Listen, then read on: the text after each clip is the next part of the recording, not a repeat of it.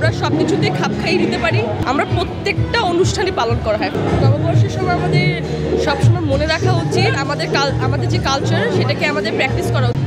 শাড়ি এক সময় আসলে পরা উচিত এবং যারা কমফোর্টেবল ফিল করে না, আমার কাছে মনে হয় যার যেটা কমফোর্ট সেখানেই থাকা উচিত, কিন্তু কিছু কিছু স্পেসিফিক ওকেশনে পরাটাই বেটার, যাতে আমাদের সংস্কৃতিকে অন্যের সামনে তুলে ধরতে পারি এবং সম্মান করতে পারি।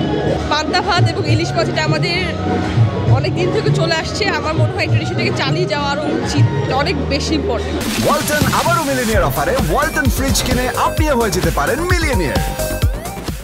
এবছর আমার একটা জিনিস সবচেয়ে বেশি ভালো লেগেছে যে সব জায়গায় ছোটোখাটোভাবে নববর্ষ উদযাপন হচ্ছে।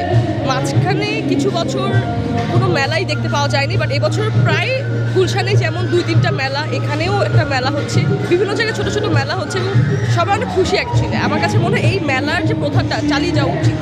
মেলায় ঘুরতে ভালো লাগে, এই মেলাগুলো বাড়ছে তো খুশিটাও আরও বাড়ছে। এটা আসলে কাইন্ড অফ সত্য, আবার কিছুটা সত্য নাও, কারণ আমরা হচ্ছে নর্থ ইউনিভার্সিটি ছেলেমেয়েরা হচ্ছে এমন যে আমরা সব কিছুতে খাপ খাইয়ে দিতে পারি।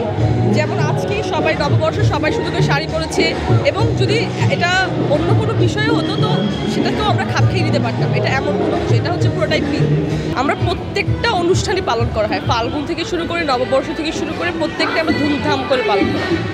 সেটা আসলে কিছু সোশ্যাল মিডিয়াতে, ইনস্টাগ্রামে কিছু ইনফ্লুয়েন্সার আছে, তাদের পার্সোনাল লাইফ আলাদা হতেই পারে, কিন্তু সেটার সাথে ইউনিভার্সিটিকে কানেক্ট করা মনে হয় না উচিত।